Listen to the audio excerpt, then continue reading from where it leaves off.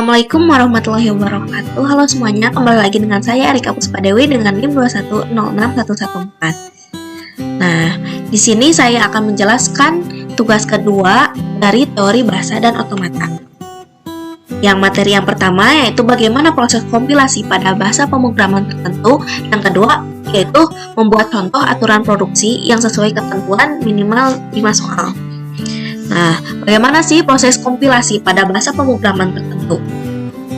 Compiler adalah suatu program yang dapat membaca suatu bahasa pemrograman, source language, dan kemudian diterjemahkan ke dalam bahasa pemrograman lain atau target language. Dalam kinerjanya, kompilasi memiliki beberapa tahapan. Nah, apa sih tahapannya? Yaitu yang pertama, yaitu analisis leksikal atau penganalisisan objek perkata. Jadi, objek perkata dianalisis terlebih dahulu. Objek tersebut termasuk token yang dimana apakah keyword, identifier, atau numerik operator atau bracket. Yang kedua yaitu setelah diketahui token-token yang dimiliki, proses selanjutnya itu analisis sintak. Dengan penganalisan sintak akan diketahui aturan-aturan statement dan ekspresi tertentu sesuai dengan aturan tersebut yang kemudian menciptakan string berhingga. Nah, yang ketiga, tahapan yang selanjutnya yaitu analisis sistematik atau penganalisisan makna dari bahasa pemrograman terkait dengan data yang akan ditampung. Sehingga dari analisis sistematik ini akan diketahui nilai dan tipe data yang dimiliki. Yang selanjutnya, intermediate code representation yaitu membangkitkan kode antara menggunakan assembly. Nah, jadi proses analisis ini menggunakan font N yang kemudian dilanjutkan oleh intermediate code representation sehingga dapat ditransformasikan dalam bahasa assembly. Dan yang terakhir, setelah proses font N selesai, proses selanjutnya itu back end, di mana intermediate code representation disintesis menjadi kode mesin melalui dua tahapan back end, yaitu kode optimizer dan target code generation. Nah, bagaimana sih sebuah program dapat dilihat eksekusi dan dapat dilihat hasilnya? Itu salah satu komponennya adalah compiler. Namun di samping itu juga ada preprocessor, assembler, dan linker. Tahapan dari sistem tersebut adalah sebagai berikut. Nah, di sini ada tahapan dari sebuah program ya. Nah, di mana yang pertama yaitu adalah preprocessor. Preprocessor yaitu yang menghasilkan file bernama source code atau program yang dibaca oleh compiler. Nah, compiler di sini yang mengkonversi source code sebagai input yang nantinya menghasilkan sebuah target assembly program. Nah, di sini lalu menghasilkan assembly sehingga nantinya saat konversi ke peralatan bahasa seperti yang diketahui, komputer hanya bisa mengakses kode biner. Nah, lalu selanjutnya di sini menghasilkan linker, di mana linker ini dapat dibaca dan dieksekusi oleh linker dan menghasilkan dari program yang dapat dibuat.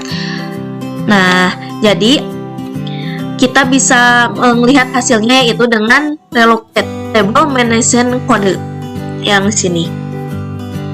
Lalu hasil yang ini menjadi absolute magic code, absolute machine code. Nah, lalu yang selanjutnya yang kedua yaitu membuat contoh aturan produksi yang sesuai ketentuan. Nah, di sini saya telah membuat beberapa contoh soal ya. Nah, yang dimana A himpunan dari W, di mana W lebih besar dari 3, W merupakan anggota sigma. Lalu selanjutnya sigma. Sigma di sini terdiri dari A, U, M, J, dan H. Lalu selanjutnya ada T, berarti terminal, sama seperti sigma, terdiri dari A, U, M, J, H. Lalu selanjutnya ada variabel. Variabel di sini yang terdiri dari A, B, C, dan E. Nah, lalu selanjutnya di sini ada P yang berarti aturan produksi, di mana A menghasilkan terminal A, variabel B, atau A menghasilkan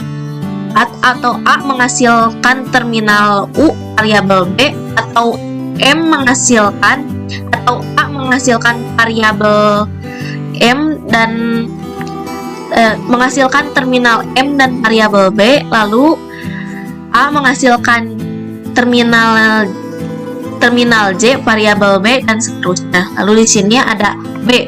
B di sini dimana menghasilkan terminal A dan variabel C, atau B menghasilkan terminal U, variabel C, atau menghasilkan terminal M, variabel C, dan seterusnya.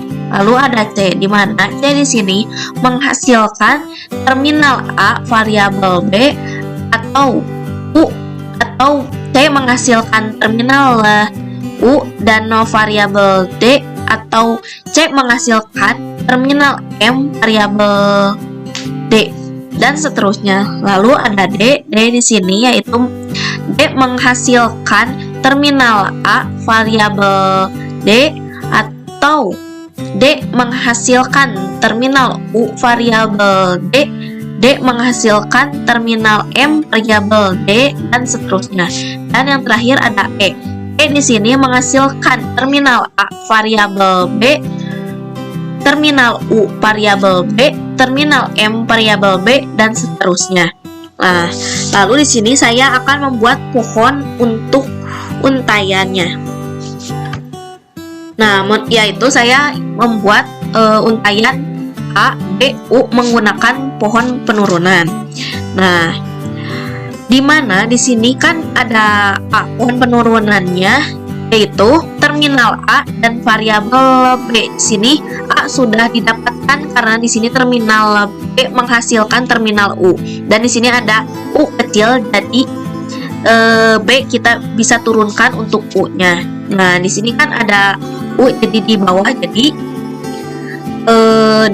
kan A menghasilkan terminal A, B, jadi kita dapat dituliskan yaitu A pohon penurunannya A, B, dan B penurunannya ke U. Jadi telah didapatkan untuk untaian di sini yaitu A, B, dan U. Sekian materi yang telah saya sampaikan. Terima kasih atas perhatiannya. Wassalamualaikum warahmatullahi wabarakatuh.